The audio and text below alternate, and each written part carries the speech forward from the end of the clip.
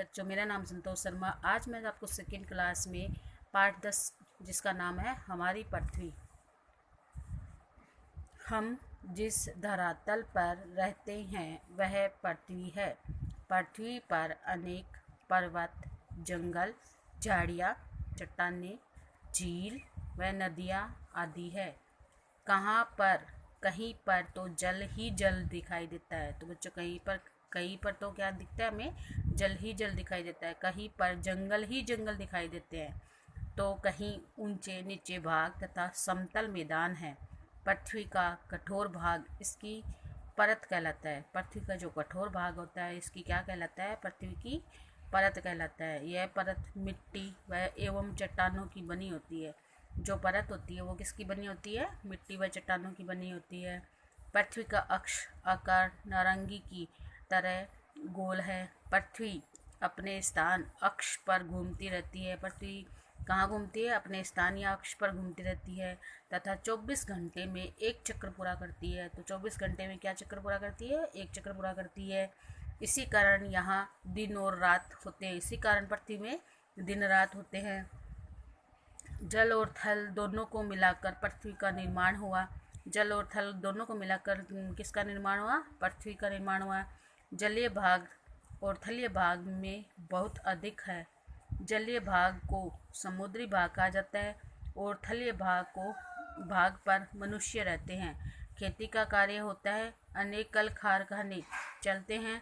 यहाँ आने जाने के लिए अनेक सड़कों का निर्माण किया गया है। समुद्री भाग में पानी के जहाज तथा नावों द्वारा एक स्थान से दूसरे स्थान को जाते हैं।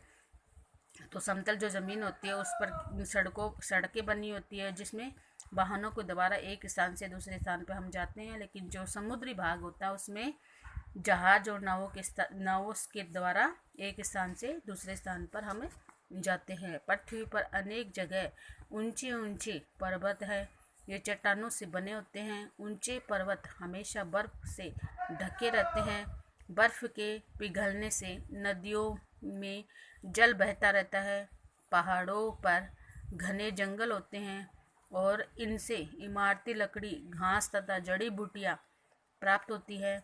पहाड़ों के बीच सक्रिय भूमि को घाटी कहते हैं।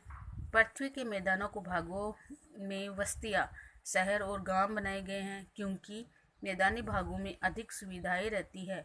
मनुष्य मैदानी भागों में क्या करते हैं? खेती करते हैं तथा जीवन यापन के लिए उद्योग धंधों तथा कारखाने लगाए जाते हैं। यातायात के साधनों में भी सुगमता रहती है। अनेक रेल मार्गों का निर्माण आसानी से किया जा सकता है। इसलिए पहाड़ी भागों की अपेक्षा मैदानी भागों में घनी आबादी पाई जाती है। पृथ्वी के कुछ भागों में केवल रेत ही रेत मिलती है। पृथ्वी के कुछ भागों में क्या मिलती है? केवल रेत ही रेत मिलती है। वहाँ पैदावार भी बहुत कम होती है। इसे मरुस्थल कहते हैं। पृथ्वी का कुछ भाग ऐसा होता है जहाँ रेत ही रेत होता है। वहाँ पैदावार क्या होती है? बहुत कम होती है। इसलिए इसको क्या कहते हैं? मरुस्थल कहते हैं। मरुभूमि में ऊँट अधिक पाले जाते हैं। मरुभूमि क्या पाले जाते हैं? अधिक ऊँटों को पाला जाता है। ऊँट को मरुस्थल का क्या कहा जाता है? जहाज कहा जाता है। पृथ्वी के कुछ भागों में अत्यधिक बर्फ होती है। उत्तरी तथा दक्षिणी ध्रुवों पर भयंकर सर्दी पड़ती है। वहाँ केवल बर्फ ही बर्फ है। वहाँ पर आबादी नहीं पाई जाती है।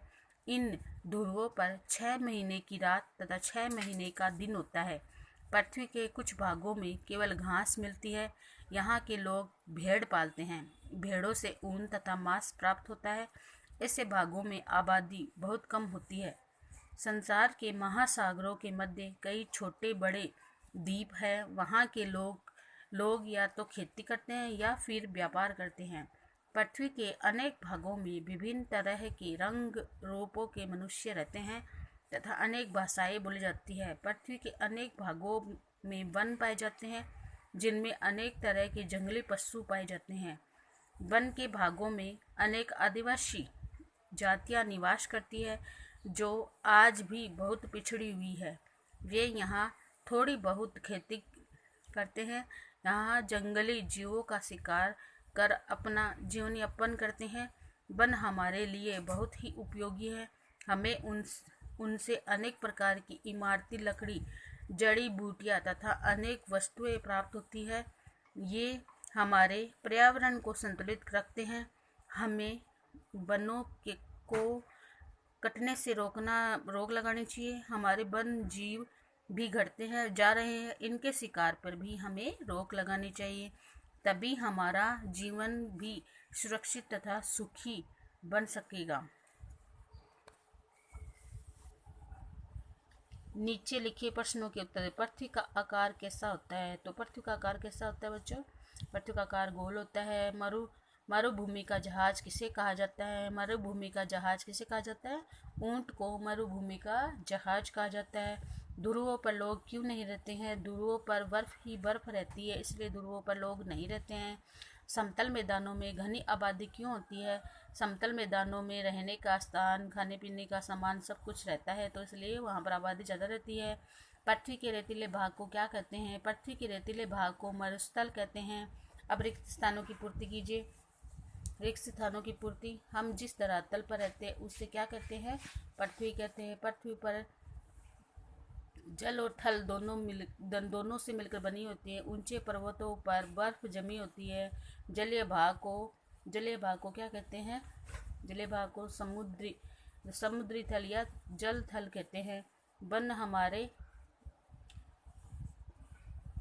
जीवन को संतुलित रखते हैं। पहाड़ों के बीच सक्रिय भूमि को क्या कहते हैं? पथरीली भूमि। पहाड़ों पर घने वन पाए जाते हैं। पर्वतों से क्या निकलती है? पर्वतों से नदियाँ निकलती हैं। तो आज बच्चों हमने वनों के बारे में पढ़ा, पृथ्वी के बारे में पढ़ा।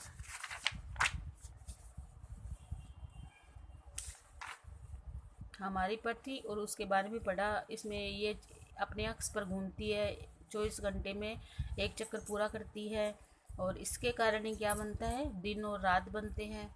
आज हमने पृथ्वी के बारे में पढ़ा। तो बच्चों आज आप इनको जो भी आपको क्वेश्चन करवाए हैं वो अपनी कॉपियों में करना।